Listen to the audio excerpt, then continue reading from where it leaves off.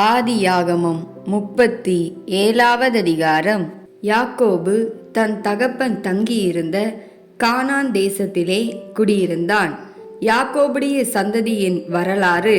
யோசேப்பு 17 வயதிலே தன் சகோதரருடனே ஆடுகளை மேய்த்து கொண்டிருந்தான். அந்த இளைஞன் பில்காள் சில்பாள் என்னும் தன் தகப்பனுடைய மறுமனை ஆட்டிகளின் குமாரரோடே இருந்து அவர்களுடைய துன்மார்க்கத்தை தன் தகப்பனுக்கு சொல்லி வருவான்.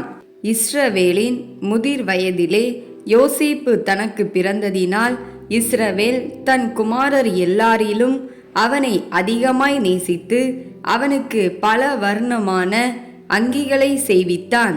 அவனுடைய சகோதரர் எல்லாரிலும் அவனை தங்கள் தகப்பன் அதிகமாய் நேசிக்கிறதை அவன் சகோதரர் கண்டபோது அவனோட பட்சமாய் பேசாமல் அவனை பகைத்தார்கள். யோசேப்பு ஒரு சொப்பனம் கண்டு அதை தன் சகோதரருக்கு அறிவித்தான். அது நிமித்தம் அவனை இன்னும் அதிகமாய் பகைத்தார்கள். அவன் அவர்களை நோக்கி, நான் கண்ட சொப்பனத்தை கேளுங்கள். நாம் வயலில் அறுத்த அரிகளை கட்டி கொண்டிருந்தோம்.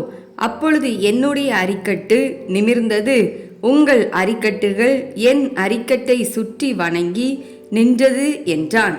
அப்பொழுது அவன் சகோதரர் அவனை பார்த்து, நீ எங்கள் மேல் துரைத்தனம் பண்ணுவாயோ, நீ எங்களை ஆளப்போகிறாயோ என்று சொல்லி அவனை அவன் சொப்பனங்களின் நிமித்தமும் அவன் வார்த்தைகளின் நிமித்தமும் இன்னும் அதிகமாய் பகைத்தார்கள். அவன் வேறொரு சொப்பனம் கண்டு தன் சகோதரரை நோக்கி, நான் இன்னும் ஒரு சொப்பனத்தை கண்டேன். சூரியனும் சந்திரனும் 11 நட்சத்திரங்களும் என்னை வணங்கினது என்றான். இதை அவன் தகப்பனுக்கும் அவன் சகோதரருக்கும் சொன்னபோது அவன் தகப்பன் அவனை பார்த்து, நீ கண்ட இந்த சொப்பனம் என்ன? நானும் உன் தாயாரும் உன் சகோதரரும் தரை மட்டும் குனிந்து உன்னை வணங்க வருமோ என்று அவனை கடிந்து கொண்டார்கள். அவன் சகோதரர் அவன் மேல் பொறாமை கொண்டார்கள். அவன் தகப்பனோ அவன் சொன்னதை மனதிலே வைத்து கொண்டான். பின்பு அவன் சகோதரர் சீகேமிலே தங்கள் தகப்பனுடைய ஆடுகளை மேய்க்க போனார்கள். அப்பொழுது இஸ்ரவேல் யோசேப்பை நோக்கி, உன் சகோதரர் சீகேமிலே ஆடுகளை மேய்க்கிறார்கள் அல்லவா? உன்னை அவர்களிடத்துக்கு அனுப்ப போகிறேன், வா என்றான். அவன் இதோ போகிறேன் என்றான்.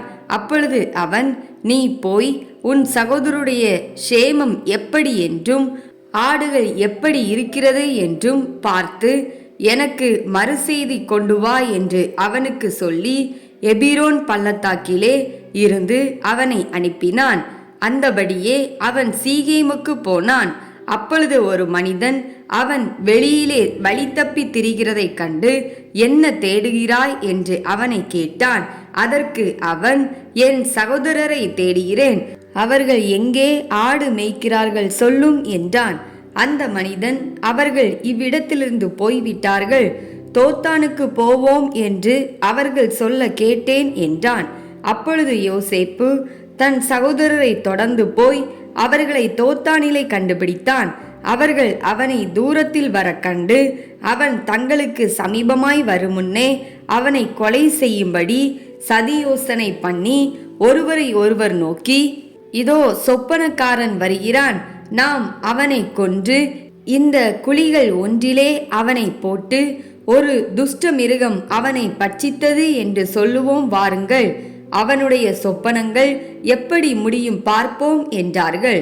ரூபன் அதை கேட்டு அவனை அவர்கள் கைக்கு தப்புவித்து அவனை அவன் தகப்பனிடத்துக்கு திரும்பவும் கொண்டு போக மனதுள்ளவனாய் அவர்களை நோக்கி, அவனை கொல்ல வேண்டாம், நீங்கள் இரத்தம் சிந்தலாகாது, நீங்கள் அவன் மேல் கை வையாமல் அவனை வனாந்தரத்திலுள்ள இந்த குழியிலே போட்டுவிடுங்கள் என்று சொல்லி இவ்விதமாய் ரூபன் அவனை அவர்கள் கைக்கு தப்புவித்தான்.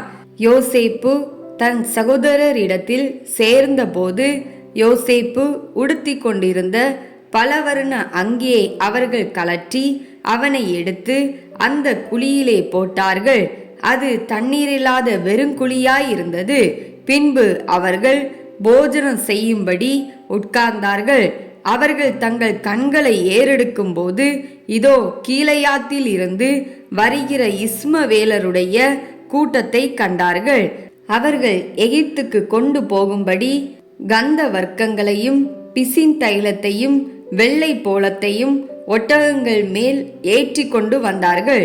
அப்பொழுது யூதா தன் சகோதரரை நோக்கி, நாம் நம்முடைய சகோதரனை கொன்று அவன் இரத்தத்தை மறைப்பதினால் லாபம் என்ன? அவனை இந்த இஸ்மவேலருக்கு விற்று போடுவோம் வாருங்கள். நமது கை அவன் மேல் படாதிருப்பதாக. அவன் நம்முடைய சகோதரனும் நம்முடைய மாம்சவுமாய் இருக்கிறானே என்றான். அவன் சகோதரர் அவன் சொல்லுக்கு இணங்கினார்கள். அந்த வர்த்தகரான மீதியானியர் கடந்து போகிற போது அவர்கள் யோசேப்பை அந்த குழியிலிருந்து தூக்கி எடுத்து அவனை இஸ்மவேலர் கையில் 20 வெள்ளிக்காசுக்கு விற்று போட்டார்கள். அவர்கள் யோசேப்பை எகிப்திற்கு கொண்டு போனார்கள். பின்பு ரூபன் அந்த குழியிடத்துக்கு திரும்பி போனபோது யோசேப்பு குழியில் இல்லை என்று கண்டு தன் வஸ்திரங்களை கிழித்து கொண்டு தன் சகோதரரிடத்துக்கு திரும்பி வந்து, இளைஞன் இல்லையே, ஐயோ, நான் எங்கே போவேன் என்றான். அவர்கள் யோசேப்பின் அங்கியை எடுத்து ஒரு வெள்ளாட்டுக்கடாவை அடித்து அந்த அங்கியை இரத்தத்திலே தோய்த்து பல வர்ணமான அந்த அங்கியை தங்கள் தகப்பனிடத்துக்கு அனுப்பி, இதை நாங்கள் கண்டெடுத்தோம், இது உம்முடைய குமாரன் அங்கியோ அல்லவோ, பாரும் என்று சொல்லச் சொன்னார்கள். யாக்கோபு அதை கண்டு, இது என் குமாரனுடைய அங்கிதான், ஒரு துஷ்ட மிருகம் அவனை பட்சித்து போட்டது, யோசேப்பு பீருண்டு போனான் என்று புலம்பி தன் வஸ்திரங்களை கிழித்து தன் அறையில் ரெட்டு கட்டிக்கொண்டு அநேக நாள் தன் குமாரனுக்காக துக்கித்து கொண்டிருந்தான். அவனுடைய குமாரர் குமாரத்திகள் எல்லாரும் அவனுக்கு ஆறுதல் சொல்ல வந்து நின்றார்கள்.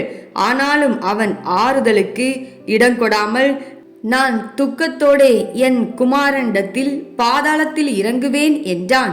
இவ்விதமாய் அவனுடைய தகப்பன் அவனுக்காக அழுது கொண்டிருந்தான். அந்த மீதியானியர் யோசேப்பை எகிப்திலே பார்வோனின் பிரதானியும் தலையாரிகளுக்கு அதிபதியுமாகிய போத்திபார் என்பவனிடத்தில் விற்றார்கள்.